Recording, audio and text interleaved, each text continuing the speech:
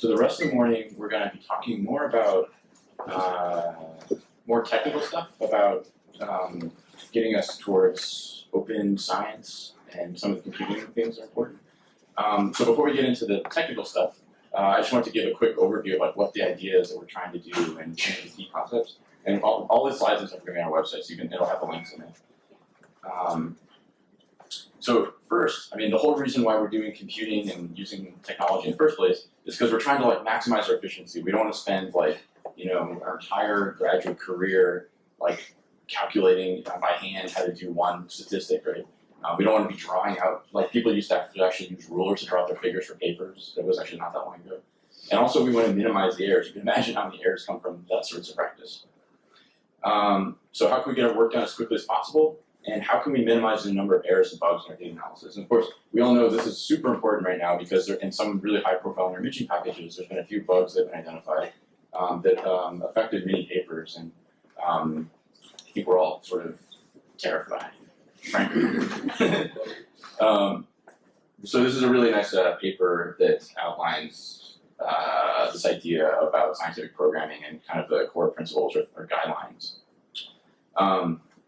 So is anyone actually terrified of, maybe let's go as far as like publishing even, that they might have made a mistake and there's going to be the replication Nazis are going to come and like tear your house down and make you look like the smallest person in the world and you'll probably never get a job if you're over and your parents can be really disappointed.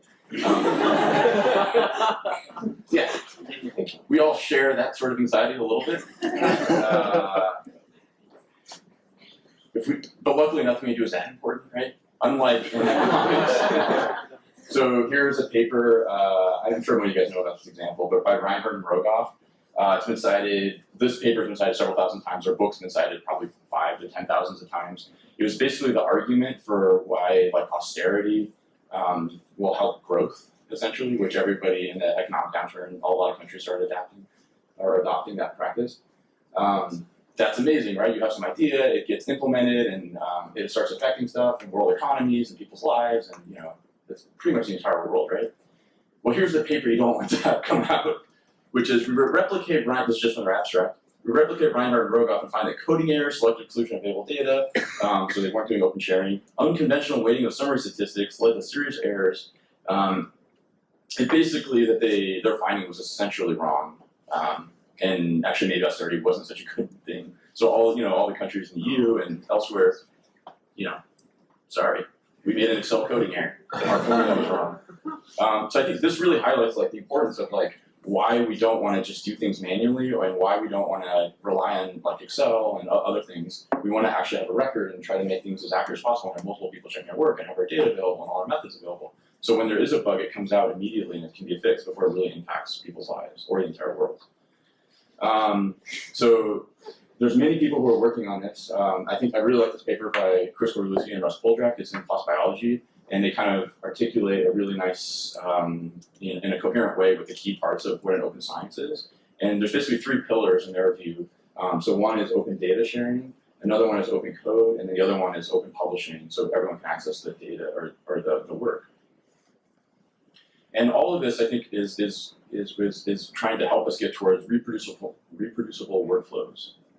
So the principles behind this are we should try to automate as much of our data and pre-processing as possible, and we should openly share our data. And Russ and Chris and many others have been building tools to help make this possible. So 2 really nice ones are OpenFMRI and NeuroVault. Those are both, one's by Russ, one's by Chris. You can also just share your data on your personal website or anywhere, as long as you're sharing your data. I think that's a key. But soon that's not going to be enough. It's going to have to be shared in a way where other people can use it easily. And we should also openly share code that's used to analyze and generate paper figures. And this seems terrifying. How many of you guys have ever looked at somebody else's code and found, and how did you find that it was helpful, that helped you learn something that you might not be able to do? And how many times did you find a bug in someone else's code? And did you be like, I'm going to take your paper down? Or did you ignore it? Or did you email the authors and be like, hey, I noticed something that might be weird? Did anyone do any of those things? Yeah, and it's usually the nice version, right? Or the not doing it for, well, yards like that. No, yeah, if anyone does it, I think it's very nice that people would do that. And we also almost always go the nice route. So that's like, even more reason to think that we should share our code. When I was in graduate school, I had to teach everything myself from scratch, how to program and how to do computational stuff. I didn't have mentors who knew how to do it. There wasn't people in my department who knew how to do it. And I would kill to have someone send me like their really crappy script that I could like go through and figure out what the hell they were doing, even if it was wrong. It wouldn't matter. I just like anything to give me some scaffolding. And so I think, I don't know how many of you in that position where you're like, if I just saw some even crappy example, it would have been so helpful and saved so much time.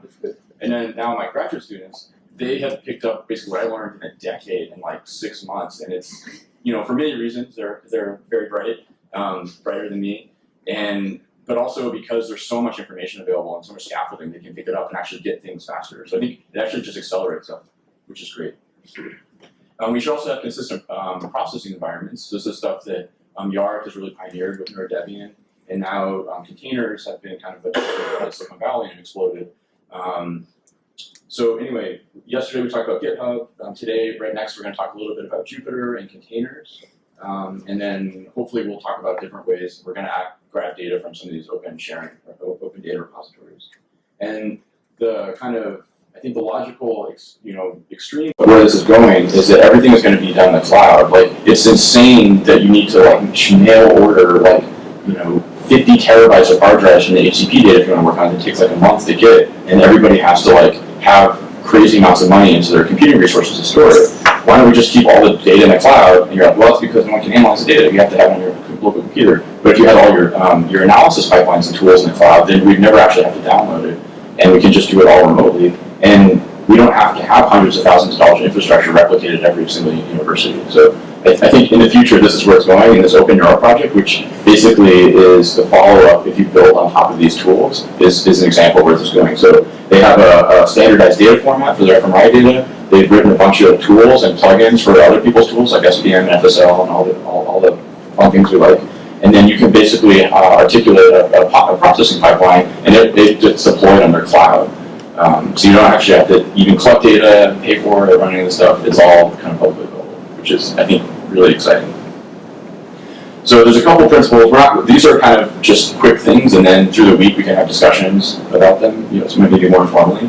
But one thing you need to know how to do is like manage code projects. So version control is a key thing. We've talked about that yesterday a lot.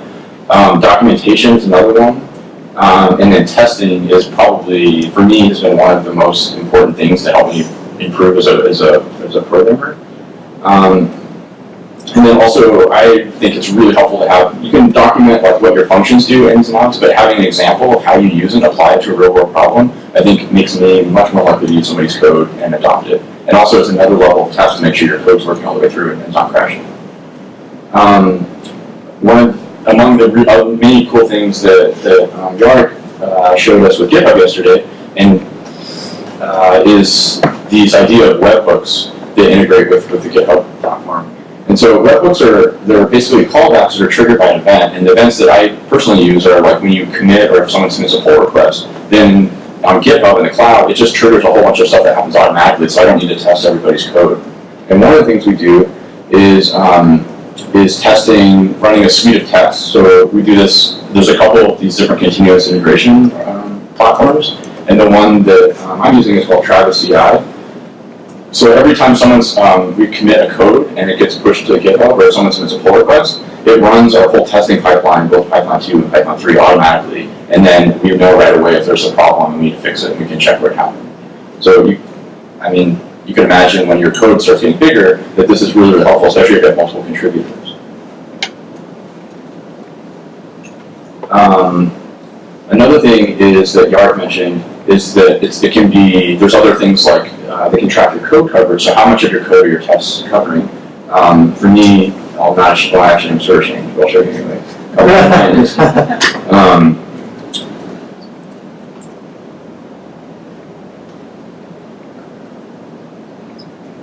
So we're at 53%. I'd say optimistically that's room for improvement.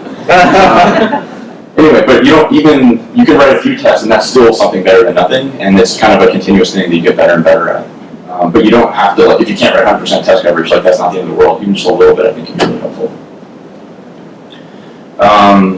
Another Another one is building documentation. So everyone complains about documentation, but it's also a really time-consuming thing where I'd rather try to code my tasks. I don't want to spend all the time documenting, even if my future self won't remember it, how to use it, right? So that's really key. And there's lots of principles of documentation, which we also have a set of slides that outline this a little bit more. But one really cool thing, at least if you use in Python, and we've also adapted this when I was in Towards Lab with Yoni, who's back there somewhere. There he is. So you can also use, even though it's in Python, it can also parse MATLAB code. But it basically will, as long as you use a consistent formatting for what your function does and what the inputs and outputs are, it'll go through automatically and pull that out and formulate. You can make an ebook or a website. It'll auto just build this for you, which is really nice. So if you want to quickly get your API for all your functions, this is like an automated way to do it. So every time we push our code, this whole thing auto builds.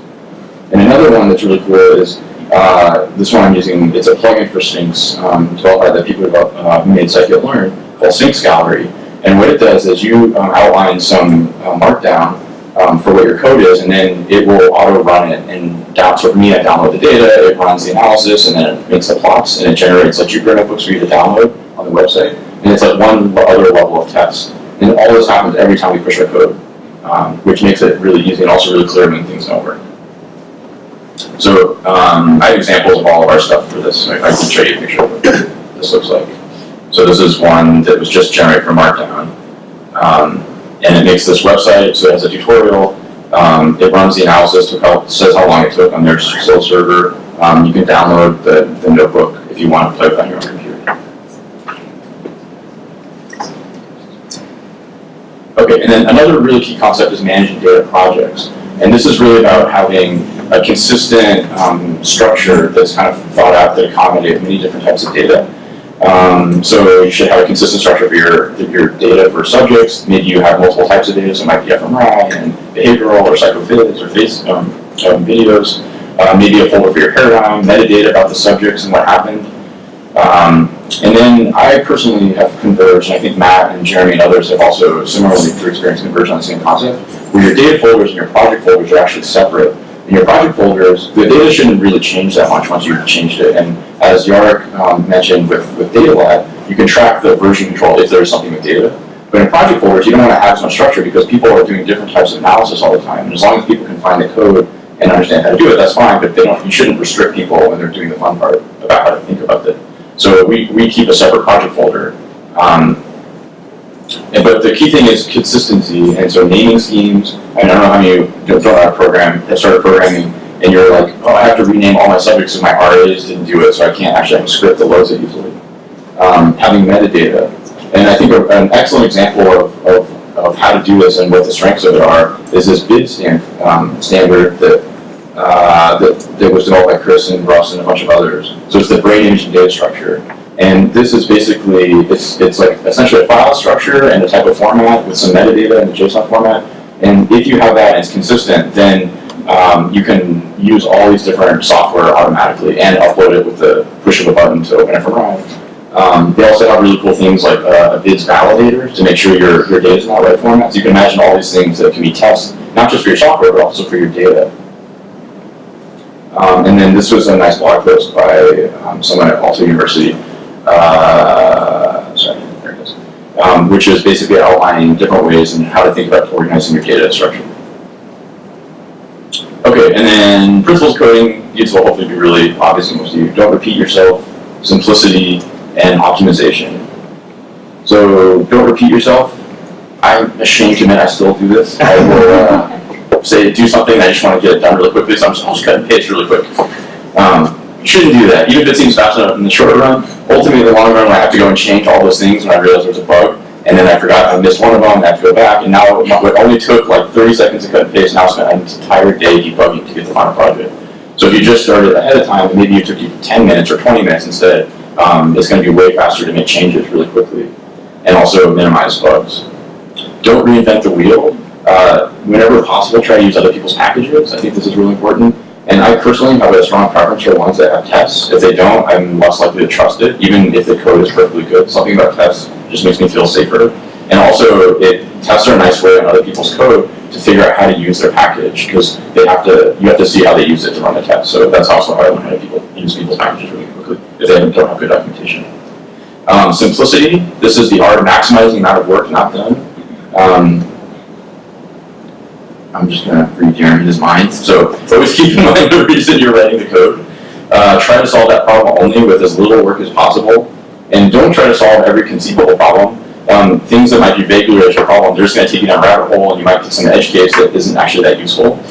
And also, always remember, keep in mind the use cases you want to support.